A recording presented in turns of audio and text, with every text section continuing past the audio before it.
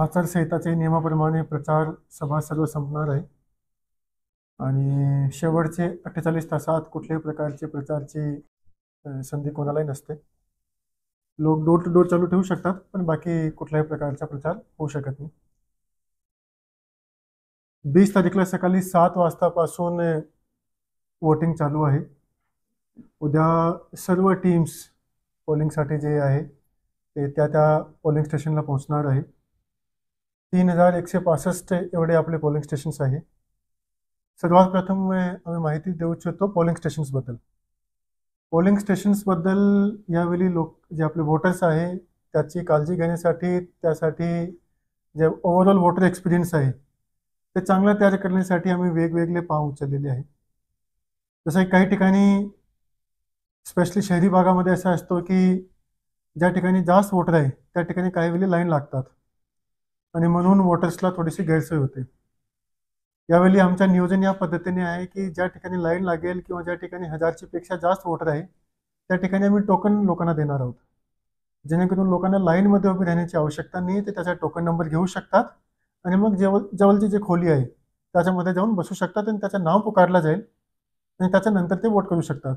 By chance त्याने नाम पुकारला आणि त्याने ऐकायला आला नाही आणि ते नंतर आले तरीसुद्धा त्याने प्रायोरिटीवर वोटिंग करण्याची संधी दिली जाईल. उद्देश असा आहे की लोकांना जास्त वेळी लाईनमध्ये उभे राहण्याची आवश्यकता पडली नाही पाहिजे.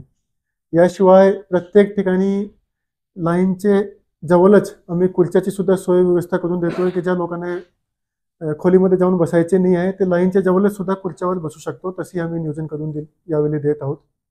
पाण्याची व्यवस्था, हेल्थ किट, इतर जे गोष्टी आहेत ते आम्ही प्रत्येक ठिकाणी उपलब्ध करून देत आहोत यावेळी. याशिवाय जे ओल्ड वोटर आहे, ज्याची वय जास्त आहे किंवा दिव्यांग वोटर आहे त्यासाठी सुद्धा आम्ही विशेष NCC कॅडेट्स, NSS कॅडेट्स प्रत्येक ठिकाणी लावण्यात आलेले आहे. वोटिंग करण्यासाठी हे सर्व जे यंत्रणा आहे ते त्यांना मदत करतील. व्हीलचेअरची जर गरज आहे त्यांना व्हीलचेअर सुद्धा उपलब्ध करून दिली जाईल.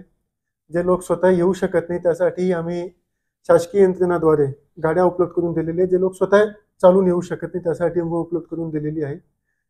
शेवटी आमचा उद्देश आहे की लोकांना एकदम चांगल्या पद्धतीने आणि खूप इझिली वोटिंग करता आला पाहिजे, कुठल्याही प्रकारचा त्रास नाही झाला पाहिजे, या पद्धतीने आम्ही पाहून उचललेली आहे. आम्ही कंटिन्युअसली जे सर्व पोलिंग स्टेशन आहे ते वेबकास्टिंगद्वारे इकडून पाहत राहणार आहोत. ज्या ठिकाणी आम्हाला इकडे असा प्रकार काय दिसला की काही ठिकाणी लाईन मोठी लागलेली आहे तर तिथे रिझर्वमध्ये जे आमचे पोलिंग मनुष्यबळ आहे त्यांना पाठवून आणि तिथे सुलभ पद्धतीने फास्ट गतीने वोटिंग करण्याचे आमच्या प्रयत्न राहणार आहेत.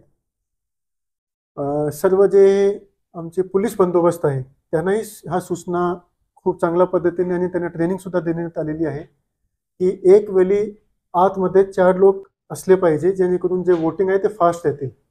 काही वेळी लोकांना संभ्रम असतो की एक वेळी एकच माणसाला आपण आतला पाठवू शकतो, तसं काही नाही आहे. आपण एक वेळी पोलिंग स्टेशनमध्ये कमीत कमी 4 लोक पाठवू शकतो, जेणेकरून जे एकूण वेळ लागते वोटिंग करण्यासाठी ते जास्त लागणार नाही आहे. तर अशा पद्धतीने एकूण नियोजन आहे. उन्हाला जास्त नाही आहे म्हणून ऊनची जास्त लोकांना प्रॉब्लेम होणार नाही यावेळी, पण तरीसुद्धा पाण्याची आणि इतर व्यवस्था आम्ही या ठिकाणी केलेली आहे. तर आमच्या सर्वात प्रथम सर्व लोकांना हाच संदेश राहतील. आणि याच्याशिवाय आम्ही यावेळी असे 10% मिनिमम ज्या ठिकाणी वोटिंग होता लोकसभा दरम्यान तसे पोलिंग स्टेशन पण आयडेंटिफाय केलेले आहे आणि त्याची संख्या 100च्या पेक्षा जास्त आहे. आणि त्या ठिकाणी आम्ही मॉडेल पोलिंग स्टेशन म्हणून डेव्हलप करत आहोत. वेगवेगळी थीम्स, बांबूची थीम असेल, कोयना वॉटरची थीम असेल, गडकिल्ली असेल, असे वेगवेगळे थीम्सवर आम्ही मॉडेल पोलिंग स्टेशन उभे करत आहोत, जेणेकरून एक वोटरमध्ये ज्या ठिकाणी वोटिंग कमी असते त्याच्यामध्ये एक इच्छा असली पाहिजे की आम्ही जाऊन पाहू की आमचं पोलिंग स्टेशन कशा पद्धतीने शासनाने तयार केलं, प्रशासनाने तयार केलं आहे. तर तेही उपक्रम आम्ही हातात घेतलेला आहे. याच्याशिवाय आमचे महिला बचत गटाचे जे टीम्स आहे जवळपास 2000 टीम गठीत केलेली आहे, जे कंटिन्युअसली प्रत्येक कुटुंबाला जाऊन म्हणजे प्रत्येक 50 मागे एक टीम गठीत केली, जे शेवटचे 6 दिवसामध्ये कमीत कमी 3 वेळा प्रत्येक कुटुंबाला जाऊन भेट देतील. त्यांना सांगतील की तुम्ही 20 तारीखला जाऊन वोट करा आणि त्याच पद्धतीने 20 तारीखला सुद्धा सकाळी 7 वाजता, दुपारी 1 वाजता आणि संध्याकाळी 4 वाजता 3 वेळा ते कुटुंबाला भेट करतील आणि सर्वांना सांगतील की तुम्ही जाऊन वोट करा. सर्व लोकांना प्रोत्साहन देणे, उत्साहन देणे आमचा उद्देश आहे की लोकांनी बाहेर येऊन वोट केला पाहिजे. लोकांनी आमची अपील राहील की जर आपल्याला चांगली गव्हर्नन्स पाहिजे असेल तर तुमच्या मताचा जे हक आहे ते तुम्हाला राबवलं पाहिजे. तुम्हाला जे योग्य कॅन्डिडेट वाटतोय त्यांना तुमच्या मत देऊन आणि त्यांना निवडण्यासाठी तुम्हाला प्रयत्न केला पाहिजे. सर्वांची जबाबदारी आहे. प्रशासन त्याच्या स्तरावर जे काही गोष्टी आवश्यक आहे मतदान सुरळीतपणे करून घेण्यासाठी ते सर्व पाऊल उचलत आहेत. पार्किंगची व्यवस्था सुद्धा प्रत्येक ठिकाणी ज्या ठिकाणी आवश्यकता आहे, ज्या ठिकाणी आपल्याकडे जागा नाही आहे त्या ठिकाणी एकदम जवळ जिथे असू शकतो तिथे पार्किंगची व्यवस्था करण्यात आलेली आहे. तिथे सायनेजेस पण लावण्यात आलेले आहे. तुम्ही एकदा जवळ आले तुम्हाला कळेल की कुठे पार्किंगची व्यवस्था आहे. तर याबद्दल सर्व काळजी आपण घेतलेली आहे. तर लोकांनी बाहेर यावा. 7 वाजतापासून वोटिंग चालू होईल. संध्याकाळी 6 वाजतापर्यंत वोटिंग चालेल 20 तारीखला आणि वोटिंग करावं. याशिवाय पैशाचं वाटप होऊ नये त्यासाठी आम्ही खूप मोठ्या प्रमाणावर मागच्या काही दिवसापासूनच काळजी घेतलेली आहे आणि याच्यामुळे यावेळी आतापर्यंतचे सर्वात जास्त सीझर्स सातारामध्ये झालेले आहे. 13 कोटीची पेक्षा जास्त सीझर आपण वेगवेगळे निधी किंवा ड्रग्स किंवा लिकर किंवा ज्वेलरी वगैरे अशा प्रकारची गोष्टी आपण इंटेलद्वारे SSTद्वारे FSTद्वारे पकडलेले आहे. हा जे नंबर मागच्या विधानसभामध्ये 1 कोटीची पेक्षाही कमी होता आणि त्याच्यापेक्षा आपण जवळपास 13 पटीने आतापर्यंत सीझर्स केलेली आहे. आता शेवटचे जे 48 तास आहे त्याच्यामध्ये आणखीन काळजी आम्ही घेत आहोत. काही ठराविक गाव आम्ही आयडेंटिफाय केलेले जिथे मला वाटते की पैसा वाटप होण्याची जास्त शक्यता असू शकते. त्याची संख्या 50च्या जवळ आहे.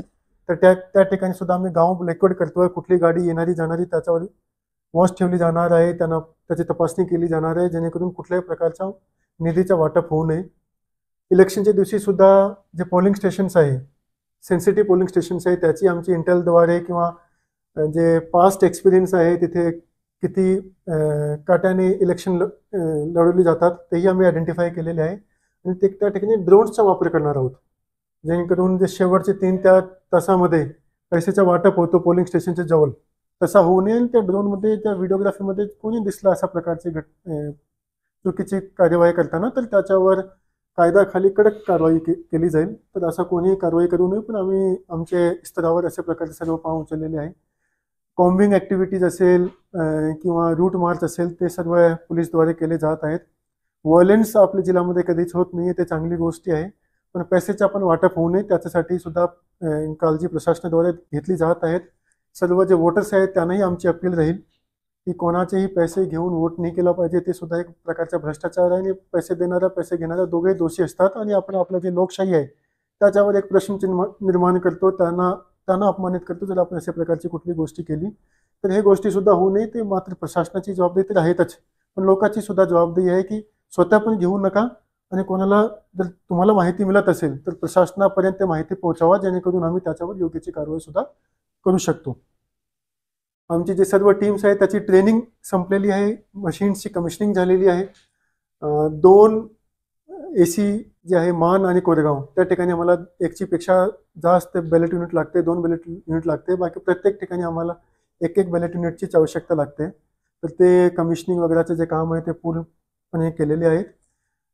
MCC मध्ये आम्ही खूप काळजीपूर्वक काम केला होता. कोणी असू दे कोणी मॉडेल कोडचं उल्लंघन करू नये त्याची आम्ही काळजी घेतलेली होती. ज्याने मॉडेल कोड ऑफ कंडक्टचं उल्लंघन केला 10 वाजताच्या नंतर सुद्धा काही ठिकाणी समजा की त्याचा प्रचार चालू ठेवला तर त्याच्यावर आम्ही गुन्हे पण दाखल केले.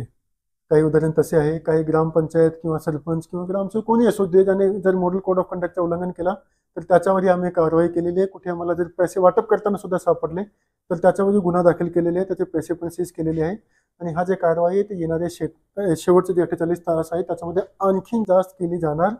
तर कोणीही अशा प्रकारची कारवाई करू नये. चुकीच्या पाऊल उचलू नये हे जिल्हाधिकारी म्हणून मी सर्वांना आवाहन करतो. आणि शेवटी आमचं सर्वात मोठं आव्हान सर्व लोकांना हाच आहे की खूप मेहनतीने जवळपास 30,000 यंत्रणा हा इलेक्शन पार पडण्यासाठी मागचे बरेच महिन्यापासून कष्ट घेत आहेत. खूप छोटी गोष्टी असतात त्याच्यावर खूप बारीकीने लक्ष घेतला जातो आणि मग हा इलेक्शनची तयारी पूर्ण होते. म्हणजे वोटर यादी तयार करण्यापासून एपिक कार्ड घरापर्यंत पोहोचून देणे, त्याच्यानंतर मशीन तयार करणे, साहित्य तयार करणे, मनुष्यबळाला ट्रेनिंग देणे, हे सर्व गोष्टीमध्ये यंत्रणाची खूप मेहनत लागते. लोकशाहीला जीवन ठेवण्यासाठी पुढे घेऊन जाण्यासाठी खूप मेहनत लागते. तर सर्व लोकांची जबाबदारी आहे की आता त्याचे जीवनचे जे 1 तास आहे ते त्यांनी काढलं पाहिजे आणि 20 तारीखला जे बुधवारी आहे पुढे मागे कुठली सुट्टी पण नाही आहे तर लोकांनी जाऊन वोट करावा. आणि आजपर्यंत मला वाटते कधी सातारामध्ये 75% वोटिंग झालेलं नाही आहे. तर पहिल्यांदा 75% पेक्षा जास्त मतदान आपल्या सातारामध्ये झालं पाहिजे असे आम्ही जिल्हाधिकारी म्हणून सर्व साताराच्या प्रशासनाच्या वतीने आवाहन करतो. धन्यवाद.